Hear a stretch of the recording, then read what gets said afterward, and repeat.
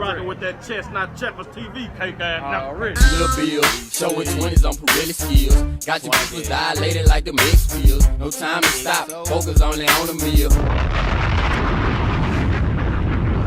Yeah, man, so this Breon Allen case, they locked up a couple more people on it. I thought they was finished, man. This case here is getting more and more complex, man. They messed around and picked up 2 more people. They say that's gonna be probably the last arrest that they pick up or whatever. And these 2 dudes, man, 17 years old, man. Y'all YNs, man. Y'all don't know. I don't know what's up with y'all and the fascination with these weapons and shooting like this here, man. But this right here, man. But come to find out, one of the little boys they picked up is Kshordy little brother. Now Kshordy, he was convicted of doing a deletion. Well, he wasn't convicted. He was charged with one. I think he wound up just getting 12 years on a gun charge some kind of way. Maybe they dropped it down or maybe he beat it. I don't know.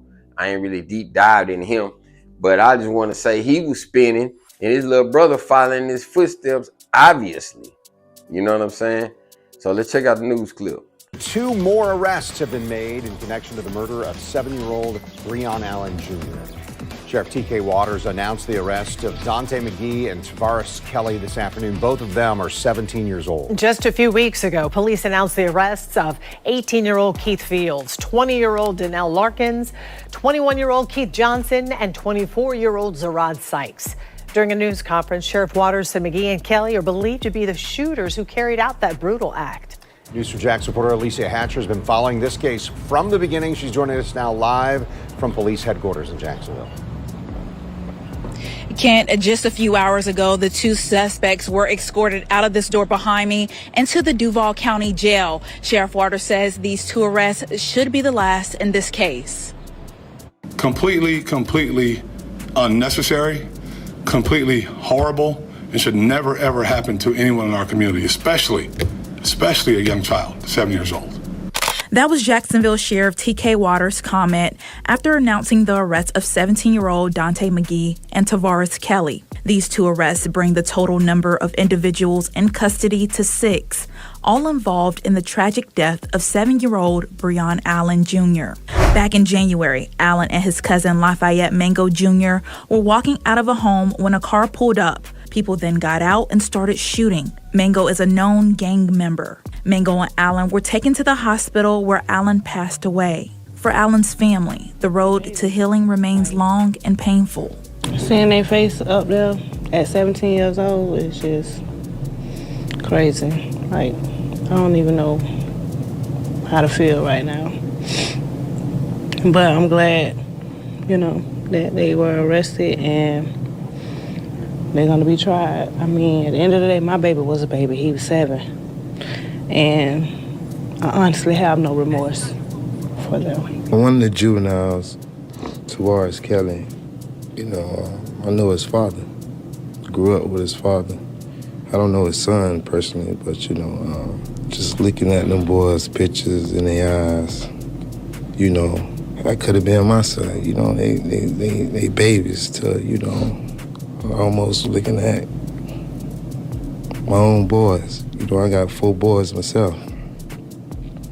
And to be so close to home like that, somebody I knew that grew up across the street from my grandma's house, it hit me hard.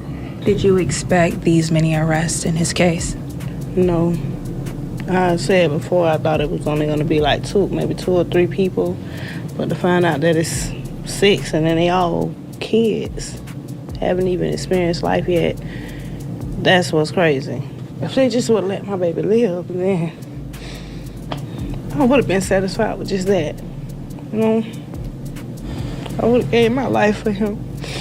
But unfortunately, it didn't happen that way. So. Several families' lives changed forever.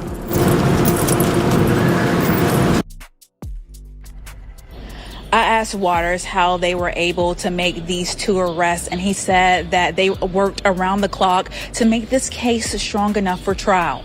For Now reporting live, Elise. Now, what I also was hearing on top of this right here is that these two little dudes were the actual shooters. You know what I'm saying? They were the actual trigger pullers or whatever.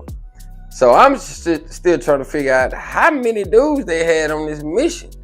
Was all 6 of them in the car on the mission?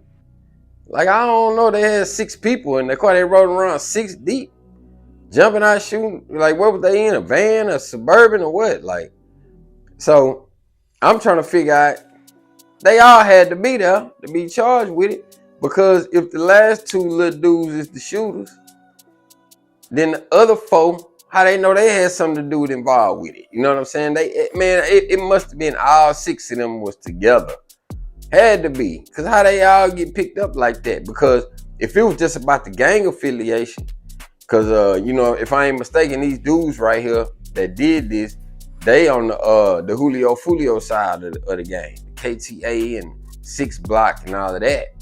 And Breon, cousin or uncle, whoever he was walking with, he was on the side with Young and Ace now.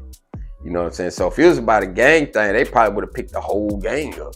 So if they just picking up these certain members, they obviously the ones that had direct connection doing what they, you know what I'm saying, what happened. You know what I mean? So, yo, man, these got, a lot of times, man, when you be having these little brothers, they be looking up to you, man. Like, they might not say that they looking up to you or whatever, but they'll follow in your footsteps. Or especially like if you did a certain thing that got you a certain amount of money, respect, power, the women of your choice, whatever. You know what I'm saying? If you was a person that people look up to, you got a little brother, a little nephew, or son or something, more than likely he gonna aspire to be like you. And in order to be like you, he gotta do the things that you did. Now, a lot of times, them little niggas, they don't be knowing what you did. But when they find out what you did, they want to imitate it. You know what I mean? So, hey, that's why, you know, if you is out there doing certain things, there's a lot of things that you gotta keep away from your little brothers and your sons and all of that. Like, you gotta keep that totally separate. You know what I'm saying? You can't intermingle your family and your street life, none of that. You gotta damn near be like Lil Meech. Remember that time Lil Meech was saying he didn't even know who his daddy was. Like, he ain't even know what his daddy was doing in the street till he got grown. You know what I mean? Like, you gotta shield them like that, damn near. You know, even though they probably still gonna find out. But hey, yo, man, you gotta try to do something. I say get your ass out the street, go get him a job. You know, that's what that's what OGBC gonna always tell you. Open your business. There's a lot more ways to get money. And I don't understand why y'all feel like the only way y'all can get a big bag is if y'all go knock somebody off. Like, bro, get some hustle skills. Learn a trade. Cause all that time you finna do in jail ain't gonna be worth whatever that money they was giving you, pal. Trust me, you ain't gonna even get to enjoy that money. Half of y'all that been doing these hits, y'all niggas get caught before y'all get paid, or y'all get knocked off. So what is y'all really doing this for? Nothing. Y'all crash dummies, man. Stop crashing out, man. Be smart. Y'all like the video, man? Comment down below. Subscribe, share, move slow, think fast for sure. We out here.